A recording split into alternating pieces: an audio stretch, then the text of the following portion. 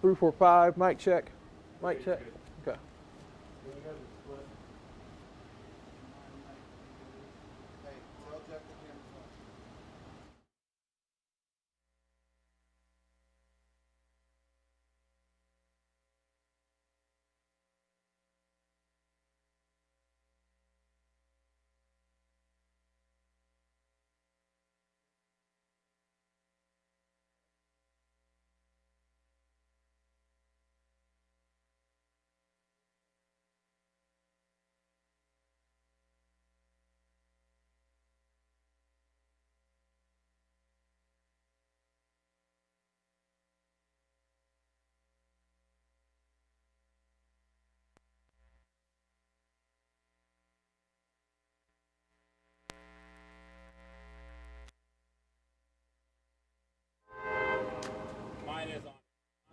Yeah, mic check 1, 2, 3, 4.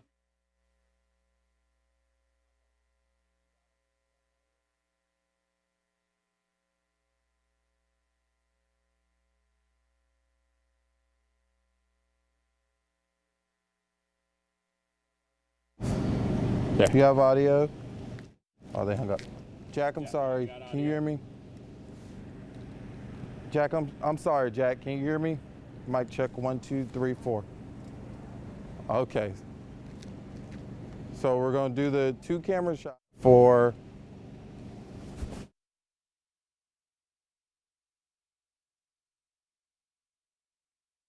I stood right there and watched him be shot. Her husband is dead and she says police are to blame. How soon we can see Jacksonville officers with body cameras. It's important for me to be here tonight. It's bringing some closure. And it's been a year since the death of a beloved St. Johns County priest. Tonight, why those who love him continue to ask for his murderer's life to be spared. Plus, we're breaking down the big takeaways from day 1 of the trial against Kareem Brown. First Coast News at 11 starts right now.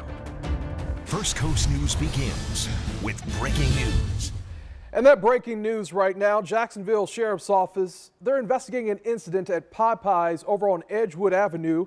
You're looking at video just into our newsroom. We're still working to get more information for you about exactly what happened. And as soon as we get that information for you, we'll bring it to you both on air and online. But once again, JSO investigating an incident at Popeyes over on Edgewood Avenue.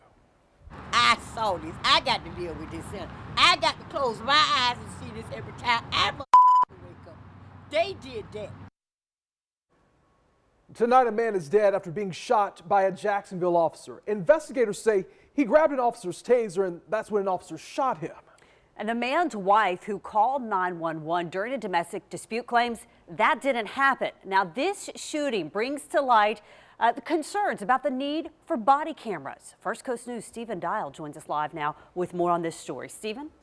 Heather, there was no surveillance video in this incident, so it's the officer's word versus the witness's word, and that calls into question body cameras. There has been a growing concern since many officer-involved shootings, so today I asked the sheriff, when will Jacksonville get them? I stood there and I watched him shoot my husband down like a dog. Joanne Hall called 911 after a domestic dispute with her husband, Selwyn Hall. When police arrived, they say Hall resisted arrest. Officers tased him, and then they say he grabbed the officer's taser before they shot and killed him. Hall says that's not what happened. He did not put his hands on them. They tased him first. He took the tasers out. They shot him. I'm standing right on the side of him. Investigators say the officer fired about 8 shots. This was the first time the officer in question has fired his weapon. This isn't a new issue in Jacksonville. Witnesses saying one thing and officers saying the other. After recent officer-involved shootings, the demand for body cameras has grown larger. There is money in this year's budget request for body cameras. Jacksonville Sheriff Mike Williams says he's committed to bringing body cameras to the city. He says people will start to see officers wearing them in a month. There's still some logistics to work out of how many different types of cameras we do at one time, that type of thing. Williams says it's important to have the cameras for transparency. He says the camera program won't be the silver bullet to solving problems with those who don't trust officers, but he believes it can help. It won't be October 1, but it will be sometime during this budget year that we will roll out our cameras for the community. And really, I envision that being the next conversation that we have with the community. And Sheriff Williams says once the body camera program is fully rolled out in Jacksonville, they will have a series of forums to talk about the policies and also how the media can request that. Reporting live, Stephen Dial, First Coast News. Stephen, thank you. Testimony got underway today in the trial against former Congresswoman Corrine Brown. The prosecution argued that while Brown was a trailblazer and a popular Congresswoman, there was another side people didn't see, one of entitlement, greed, and corruption. However, Brown's defense lawyer said the corrupt, greedy person in this trial was her chief of staff, Ronnie Simmons. Before opening statements started today, Brown held a moment of prayer. I feel like the ministers are here today, this morning, to pray for me as I get ready to go in the courtroom, and I think that is the key. So a special agent with the FBI will take the stand beginning at 9:30 tomorrow morning. The prosecution is also having her walk the court through many withdrawals and deposits allegedly made by Ronnie Simmons. And we have a dedicated digital reporter inside the courtroom for the duration of this trial in addition to our other reporters. So we will keep you informed on all of the developments as they unfold. Also on firstcoastnews.com, we have a gallery of the key players in this trial and many of the big names on the witness list. New tonight, a disturbing discovery in Columbia County today. Police say a woman was found dead on the side of Nautilus Road. Deputies have identified her as 52-year-old Diane Orfino. They say she was last seen walking away from Lake City Medical Center this morning. She was wearing a pink tank top, dark pants, and didn't have any shoes on. Now, detectives are asking for the public's help. They think someone may have given her a ride. So if you saw her walking from the Lake City Medical Center, or if you happen to have given her a ride, call the Columbia County Sheriff's Office. Detectives say her cause of death has not yet been determined and foul play has not been ruled out. It was 1 year ago today when a popular St. Johns County priest was murdered by a man he was trying to help get back on his feet. Police say Stephen Murray asked Father Rene Robert for a ride before kidnapping and carrying the priest across state lines to Georgia. Tonight, Julia Janae was at a mass where the community says they are hoping to heal their own wounds while also hoping the justice system will spare a murderer's life. He had that wonderful spirit of humor, of love of life. It's important for me to be here tonight. It's bringing some closure. He looked for the underbelly of life. A church remembering Father Rene Robert, calling him a martyr for losing his life to charity after offering someone a ride, an act of kindness they say was typical. Chose not to do it on the anniversary of the death, which was April 11th, because we didn't know he had died yet. We didn't know where he was. So we were still frantically searching for him at that point. We're generally trying to tell people, don't do what Rene did, but admire what he did. All the values he lived by, try to incarnate them in your own life. Father John Gillespie says he's still hoping Georgia prosecutors will take the death penalty off the table for Stephen Murray. Why spend $4 million trying to put someone to death? He can be confined, he can be kept from harming anybody.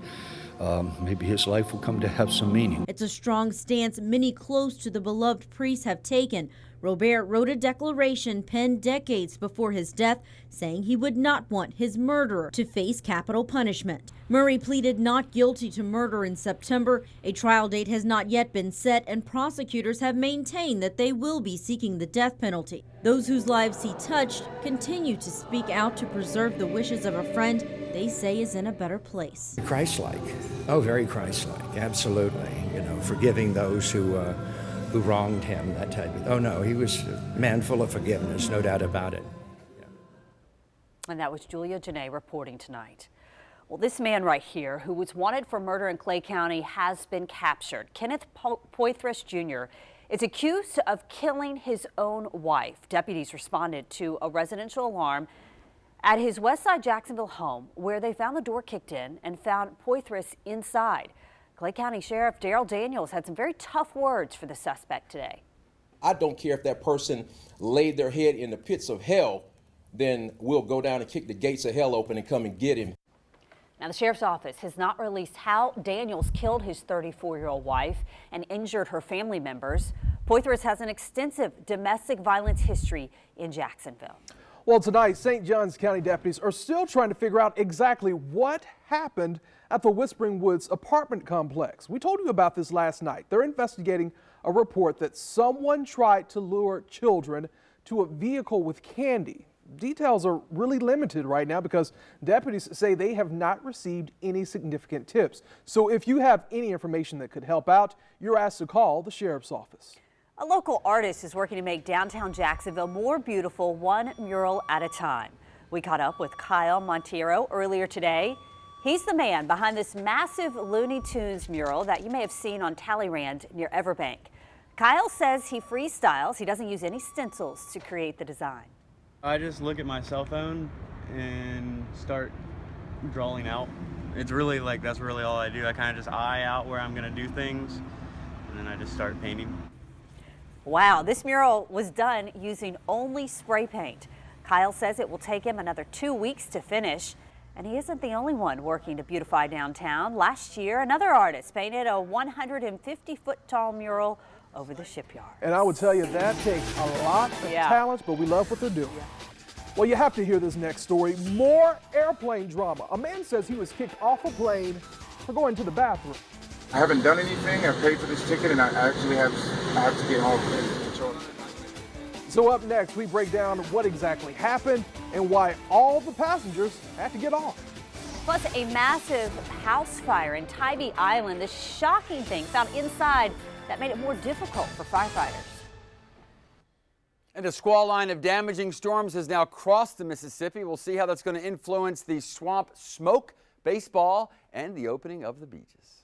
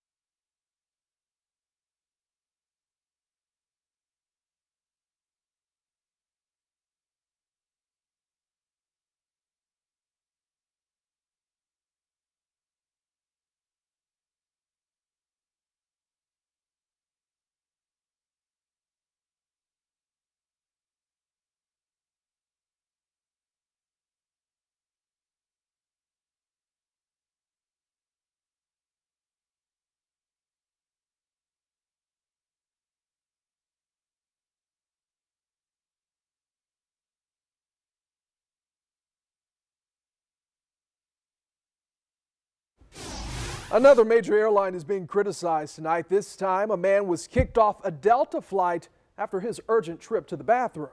This plane, I purchased this ticket. I had an emergency. I had to pee. I went to tour. I had to pee. I tried to hold it the first time. I came to sit down, and I absolutely couldn't. And I'm being kicked off the plane. So the man there saying he had to go to the bathroom. This happened on a flight from Atlanta to Milwaukee. Passengers say the plane was sitting on the runway and was third in line to take off. During this time, you're, of course, supposed to remain seated, but the wait ended up being about 30 minutes. Kima Hamilton says he just couldn't hold it anymore. Once he used the bathroom, they told him he was being removed from the flight. All of the passengers were ultimately removed from the plane before they could board again. Delta refunded part of Hamilton's ticket costs and left him to find his own way home. This incident comes just days after an American Airlines flight attendant accidentally hit a woman in the head with a stroller and nearly got into a fight with another passenger. And earlier this month, United came under fire, of course, for dragging a passenger off of a flight to make room for airline employees. Wow. Well, frightening incident at Jacksonville International Airport today. A JetBlue flight had to make an emergency landing with 51 passengers on board. That plane had some sort of mechanical issue. It was able to land safely. No one was injured.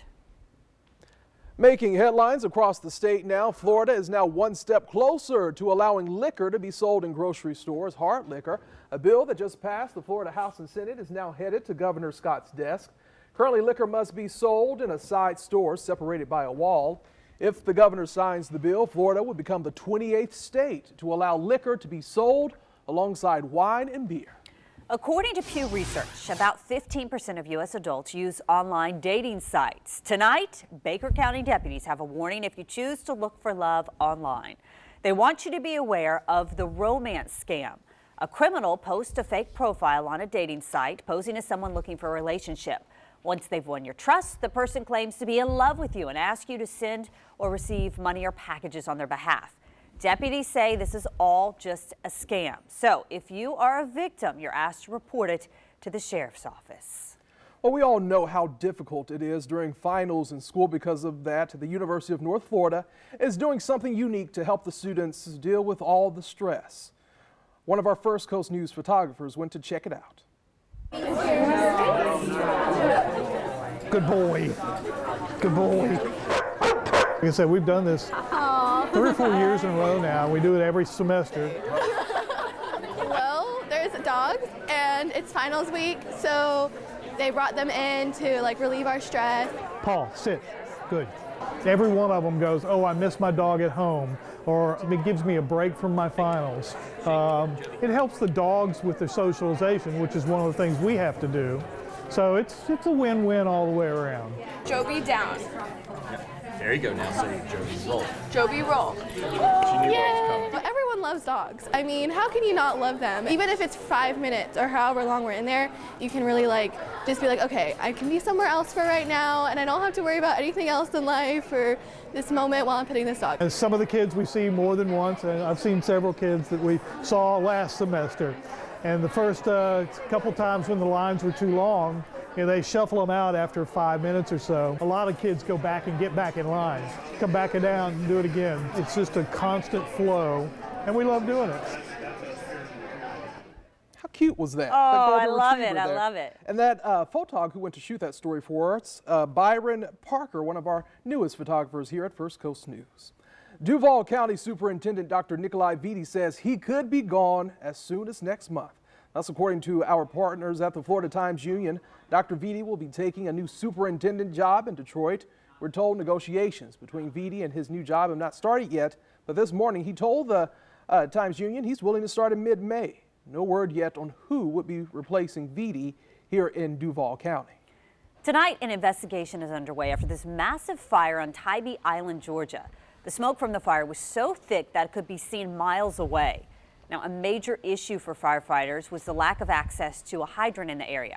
A tanker had to be brought in to shuttle in water.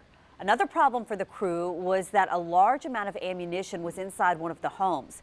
That fire did spread to an adjacent home. Luckily, though, no one was hurt. New information tonight about that massive wildfire burning in the Okefenokee Swamp. This is video from last night when First Coast News reporter Honey Rodriguez went behind the scenes with firefighters. She got this video for us. The Georgia Forestry Commission says this fire could rage for 6 months without heavy rainfall. The fire was sparked by a lightning strike on April 6th. It's burned more than 74,000 acres. 6 months. Wow. Wow. And we need to talk about the smoke that I know you've been tracking. Yeah, well, we thought there would be a shift. At the same time, we thought there'd be a line of severe weather. And in fact, that line of severe weather developed. That was good for those of us in Northeast Florida, bad for those in southeastern Georgia, and certainly those receiving that squall line with damaging weather that will continue through the night. More on those storms, but let's talk about the winds that, due to the approach of that squall line, the winds increased out of the south, and that's pretty much overnight tonight. The significant towns with the smoke and ash as the winds diminish, that's going to be settling on you into your areas, into where you're breathing. Think Folkestone and Waycross. So certainly overnight through dawn, limit outdoor exertion. As far as tomorrow morning, briefly, the winds will blow out of the southwest. That means some of that smoke will work into western Camden and western Glenn counties, certainly up toward Brantley and Pierce. Then the sea breeze will come in and will tend to keep most of that smoke then, or push it west of Camden, west of Glenn County. So think the inland counties of southeastern Georgia. This front marks the basically the trigger for the damaging thunderstorms that have been going on all day long. First west of the Mississippi, now east of the Mississippi. They're going to make it to about Tallahassee to Columbus and Atlanta, and then should weaken in a big way. There might be some thunderstorms as near as about I-75 tomorrow afternoon, but this big, strong, strengthening area of high pressure along with the sea breeze will pretty much keep those rains at bay. But this overall system is the system that we've been talking about since Monday that provides us with some hope for rainfall, but that's not until after the weekend. Okay, so if you're out of the smoke and maybe you don't have to work tomorrow, or you don't have to worry about school, maybe the place to reach will be the beach. 87 degrees sounds hot, but then the beaches will have a sea breeze and temperatures there will drop into the 70s. And don't forget, this is the official 71st opening of the beaches. That includes their traditional big sand castle contest.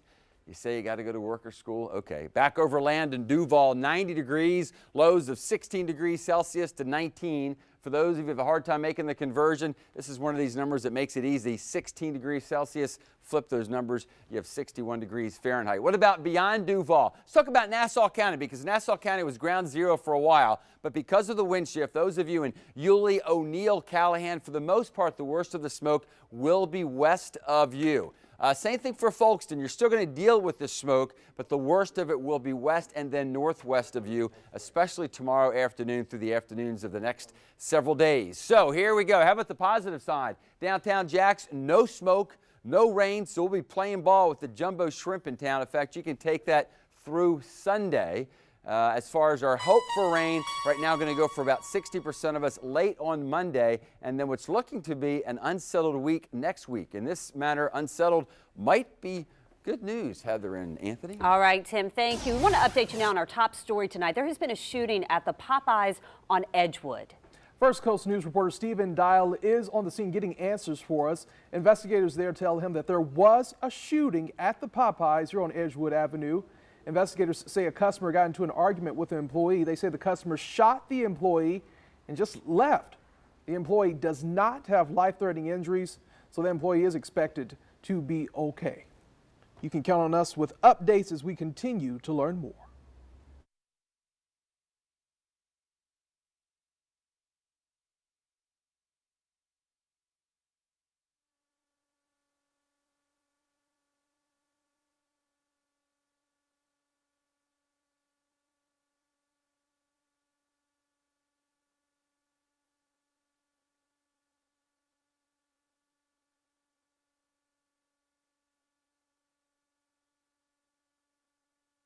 Road, I'm scared to go to that one at night.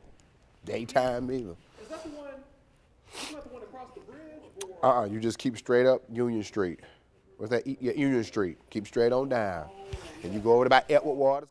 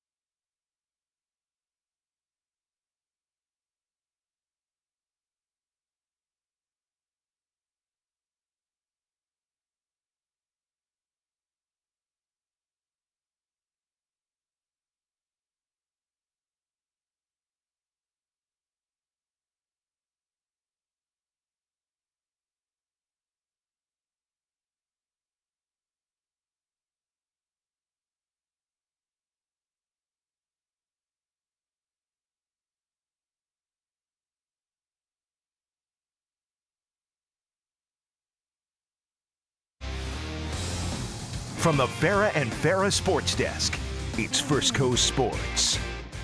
With the 4th pick in the 2017 NFL Draft, the Jacksonville Jaguars select Alabama's Jonathan Allen. You know, a lot of people want Leonard Fournette. I think he and Allen are the two guys that they will pick between if they keep the 4th overall pick.